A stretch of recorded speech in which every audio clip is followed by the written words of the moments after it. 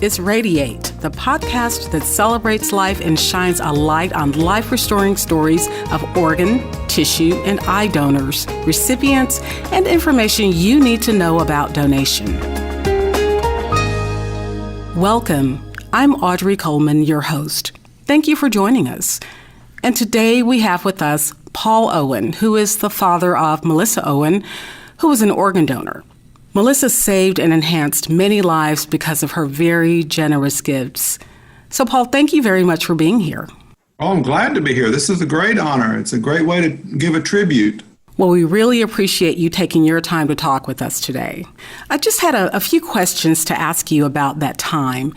I know that had to have been a very difficult time for you. But despite that, you and Becky, your wife Becky, have been some of our most enthusiastic and ardent advocates for donor registration. Paul, tell us how this whole journey began for you. Well, actually, our daughter Melissa passed on Christmas Eve, and it's been 5 years ago this Christmas. And it must have been the next week or the next Sunday in the newspaper was this article about another Arkansas Family Donor Council member, Linda Weddick, and she was paying tribute to her husband because they were going to the Rose Bowl. And this article was all about Aurora and the Rose Bowl. And I looked at that and I thought, this is my answer. This is what I'm going to do. This is what I can do for Melissa. It was just a week afterwards, but I knew at that time that was going to be my path. I just needed to know how to get into it. And fortunately, with the help of my Aurora family, I was able to do that. Well, that is fantastic. And of course, we are really happy about all of the people that have benefited from Melissa's generosity and for yours too, Paul. How is it that you are able to keep going forward despite the really painful memories that doing this work must sometimes elicit? You know, this is every day a very painful time. And I've mentioned this before, you can either wait till that storm passes or you can learn how to dance right there in the rain. And that's what I try to do. This is my therapy. It's the way I grieve. It's not the way for my wife, Becky Owen. She doesn't do it this way, but it's the way for me. And it's the way that I can not only pay tribute, but I can get that message to others how very important donation is. Clearly, you are a very giving person, as is Becky. So it makes me believe that Melissa certainly came by her generosity, honestly, from the two of you.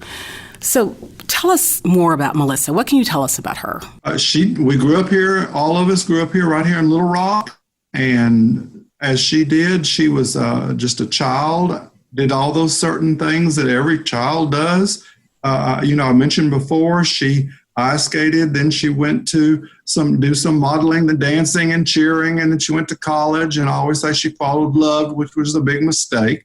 And she came home after that, and then she followed love again and got married, another mistake. But, she did all those things that we children and young adults do. And she was a very sharing person, always giving of her heart, and continued that all along. She did sign up when she was 16 on her driver's license to be a donor.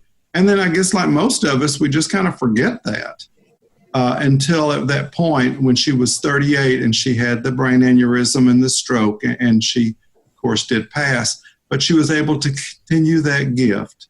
And that was so very important and so meaningful to us, and I'm sure it is to her too. Well, Paul, you just said something that kind of leads me into another section of this discussion. You said that Melissa would give her heart. And in fact, she did give her heart to a recipient. And it's a really good story because you guys had a connection that you didn't even know that you had. In terms of your proximity to each other. That's right. We shopped at the same Kroger back then when we go down there and go up and down those aisles. Yolanda lives about 2 miles from us. We never would have known that, but we did receive that letter one day that said there had been a match to people, and Yolanda had written the letter, and we wrote right back, and then we connected on Facebook, and then connected immediately over at the Aurora office, and we've been on go ever since. She calls Becky Mom They call me Donor Dad, and we have a connection with that family. And Yolanda now is able to watch her two kids. She has one in third grade, and then her son is a junior over at Central. That's fantastic. And Yolanda, of course, Yolanda Harshaw, is also a volunteer for Aurora as well. Now, have you guys had the chance to work together at any events? We've been together quite a few events. Most notably, I think, were the time that all of us spent at the Rose Bowl Parade. We were so honored by Aurora. Now, Paul, tell us a little bit more about that. Well, Melissa was chosen to be the Arkansas representative on the Donate Life float at the Rose Bowl Parade in Pasadena, California on New Year's Day several years back. And Yolanda was a rider. Fantastic. Really so important to have Melissa's picture as the florograph from Arkansas on that float. And then right beside her, sitting on the float, was Yolanda. And it had a great double meaning there and just was perfect for us. Well, that's great. And it must have been a really good bonding experience as well for your family and Yolanda's family. I believe her mother also went with you guys. Is that correct? Her mother, Janie, went with us. It was Yolanda's very first time to fly, but it was a great trip, and we all bonded and see each other. They come over to the house, or we've been over to Yolanda's apartment, and we go back and forth, call and text and Facebook and all those kinds of things. It's such a beautiful and fascinating and heartwarming story. And it's one that most people can connect to. I mean, not only is it a story about generosity, but your story is a story of loss and how difficult that particular Christmas must have been for you and Becky. But you also had a wonderful gift of knowing how many people Melissa's gifts were going to help. So it's really an incredible story, and we so appreciate you sharing it with us today. Right, thank you. You know, Melissa was able to offer 5 of her organs. At the time she signed up, it was just all about organ donation. It was not involving tissue or eye as it is now. But she was able to offer 5 organs, 3 of which were matches. You know, one of her kidneys went to a lady in New York, and another kidney went to a lady out in Arizona.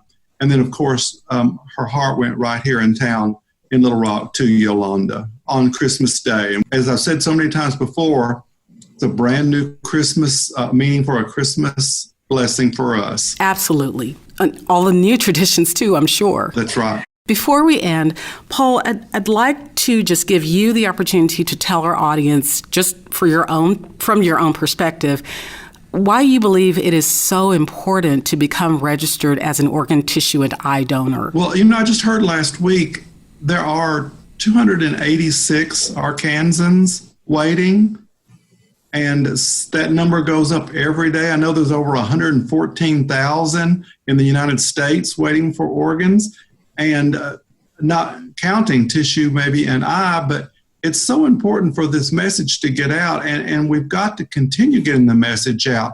Just because we can't in person go places and speak, and we can't get to the kiosks to sign up, maybe right now they're in public places. You can always go online, you know, and you can do it that way. And we go to the DMV, you know, once every 4 years, but it's important for us to get that message out in any way that we can to keep that idea current, that there are all of these people that are waiting for those life-saving organs or the life-altering eye and tissue donation. So any way that we can make that message go out is important to us, important to me, and it's important to Melissa. Absolutely. Well, Paul, we really, really want to thank you so much for appearing on our podcast today. If you have any questions, please call us at 501-907-9150. And if you are ready to make a life-restoring decision and register to become an organ, tissue, and eye donor, all you have to do is go to donatelifearkansas.org from your phone, tablet, or computer. RadiEight is a production of Aurora and is hosted by Audrey Coleman, Aurora's Director of Communications.